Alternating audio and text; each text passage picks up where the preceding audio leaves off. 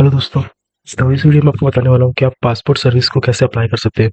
जैसे अगर आप कोई सीएससी एरिया लिए, ठीक है, तो आपके पास कोई कस्टमर आता है पासपोर्ट बनाने के लिए, ठीक है, तो आप उसके लिए पासपोर्ट आप कैसे बना के दे सकते हैं। तो उसके लिए अपने पास मैंने एक पीडीएफ बनाया है, ठीक है, तो आप उसके थ्रू आप उसमें अप्लाई कर सकते हैं। ठीक है, तो आपको मैं स्टेप्स बता देता हूँ कि आपको क्या करना है, क्या क्या डॉक्यूमेंट्स लगेंगे।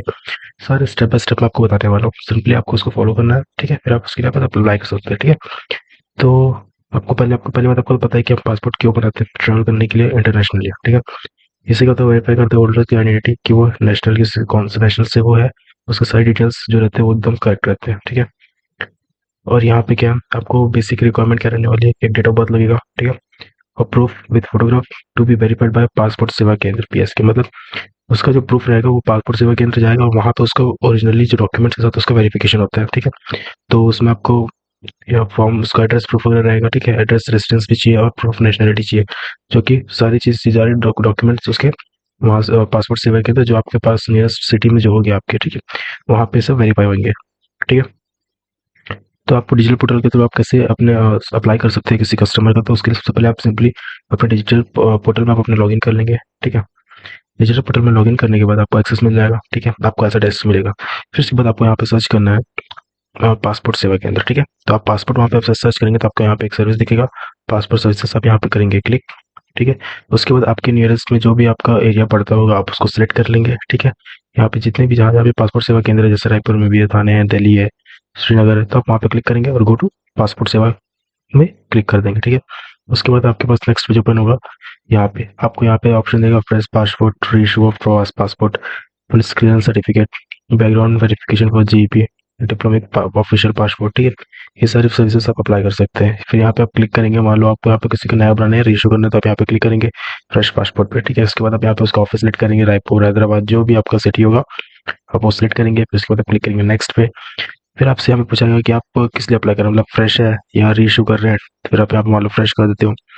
फिर टाइप ऑफ एप्लीकेशन में आपका नॉर्मल रहेगा या तत्काल रहेगा, पेजेस 36 रहेंगे या 60 रहेंगे। इसमें फ्रेश और तत्काल में क्या रहता है, मतलब नॉर्मल तत्काल में आपका नॉर्मल, आपको तो पता ही है कि नॉर्मल आपको 15 दिन से 1 महीने के बीच ले लेगा, और ये तत्काल में क्या रहता है 1 हफ्ते के बीच में आपका सारे सर्विसेज हो जाते हैं, सारे जो भी डॉक्यूमेंट्स वगैरह सब हो जाते हैं, जल्दी हो जाते हैं, ठीक है। और फ्रेश और रेशियो में क्या आएगा, फ्रेश पासपोर्ट सिर्फ उसी का होने वाला है जो मतलब जो पहली बार अपना पासपोर्ट बनाने वाला है, ठीक है। और रीइश्यू में, अगर रीइश्यू में वो सारे पासपोर्ट आने वाले हैं, अगर वो स्टोल हो गया या वो डैमेज हो गया या मिल नहीं रहा है, गुम हो गया, जो भी इशू है, अगर उसका पहली बार एक बार बन चुका है तो उसका अगली बार जो पासपोर्ट बनेगा तो उसका री इशू में ही बनेगा, ठीक है। अगर उसके पेजेस भी खत्म हो गए तो उसका री इशू में ही बनने वाला है, ठीक है। ये आपका समझ में आ गया। फिर यहाँ पे आप करेंगे सेव एंड नेक्स्ट। उसके बाद आपको ये पेज मिलेगा, ठीक है। यहाँ पे आपको एप्लीकेशन की डिटेल डालना है, उसका जो नाम रहेगा, उसका सरनेम, उसका जेंडर है भी, और आपको कोई और भी आपको नाम से दोस्त लोग आपको पुकारते हैं, मोहल्ले में जो भी आपको जो निक नेम ऐसा कुछ हो, अगर यस है तो उसको डालेंगे। फिर आपको डालना है हाँ या ना, हो जो भी नाम होगा आपको वो डालना है, ठीक है। फिर नो कर देंगे। यहाँ पे कभी आपने नाम चेंज किया, डेट ऑफ बर्थ, जो भी डिटेल्स है वो आप सिंपली फिल कर देंगे। फिर उसके बाद आता है family details, father name, guardian name, यहाँ पे सारे फिल करेंगे। फिर उसके बाद आता है आपका एड्रेस, एड्रेस डिटेल्स आप यहाँ पे फिल कर देंगे, ठीक है। उसके बाद यहाँ पे आपका नेम एंड एड्रेस आएगा, ठीक है। Mobile number, telephone, email ID, emergency contact वगैरह यहाँ पे डाल देंगे। फिर उसके बाद सारी डिटेल्स आप फिल करने के बाद, ठीक है, यहाँ पे आपको करना है डॉक्यूमेंट अपलोड, ठीक है। यहाँ पे प्रूफ ऑफ बर्थ डाल देंगे, ठीक है, और आपका रेसिडेंस डाल देंगे, और यहाँ पे नीचे डिक्लेरेशन सेलेक्ट करने के बाद यहाँ पे आपको पेमेंट करना पड़ेगा 100 रुपीज़ का, ठीक है। यहाँ पे क्या होने वाला है, आपके वॉलेट से 41 रुपीज़ डिडक्ट होने वाला है, ठीक है। और जो बाकी का जो कस्टमर को यहाँ पे 100 रुपीज़ आपसे लेना, आपको लेना है, ठीक है। और बाकी फिर बाकी आपके वॉलेट से 41 रहेगा, बाकी जो भी अमाउंट रहा वो आपको कमीशन सेट हो जाएगा, ठीक है।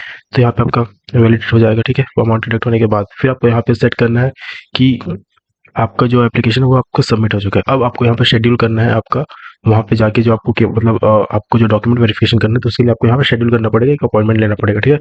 तो आप यहाँ पे देख सकते हैं, यहाँ पे पे एंड शेड्यूल अपॉइंटमेंट का ऑप्शन है, यहाँ पे क्लिक करेंगे। उसके बाद क्लिक करने के बाद आपको यहाँ पे आपके नियरेस्ट वाला जो भी सेवा केंद्र रहेगा, पासपोर्ट सेवा केंद्र रहेगा, उसको आप सिलेक्ट कर लेंगे। यहाँ पे डेट डाल देंगे। फिर यहाँ पे मेक पेमेंट में आपको 1500 का आपको पेमेंट करना है। यहाँ पे यूपीआई नेट बैंकिंग के थ्रू आप पेमेंट कर देंगे, ठीक है।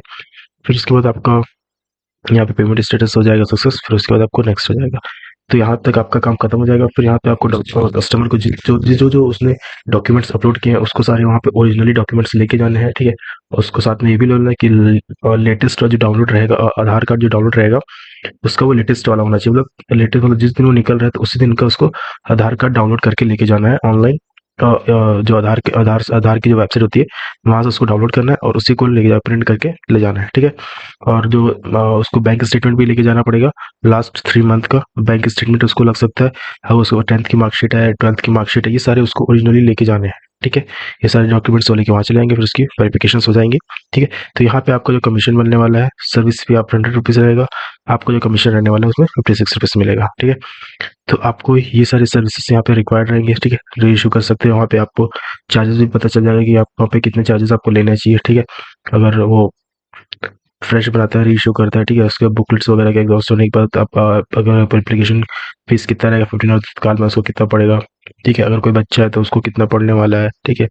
तो सारी की सारी जो डिटेल्स यहाँ पे है आप उसको एक्सेस कर सकते हैं, ठीक है। ये आप इसका स्क्रीनशॉट ले लो, फिर आप अपने अकॉर्डिंग इसको कस्टमर से आप अलग से जो भी अगर आपको अगर लगता है हो पाए तो आप अपना अकॉर्डिंग उसको देख सकते हैं, ठीक है। बाकी गवर्नमेंट ऐसा अलाउ नहीं करती है, आपको परमिशन देती है कि आप उसको लो, ठीक है। Thank you. अगर आपको कोई भी डिटेल लगती है, किसी भी ज़रूरत लगती है, अगर कोई भी क्वेश्चन अगर इसके रिगार्डिंग आती है तो आप वो कमेंट करिए, मैं उसका रिप्लाई ज़रूर दूंगा, ठीक है। Thank you.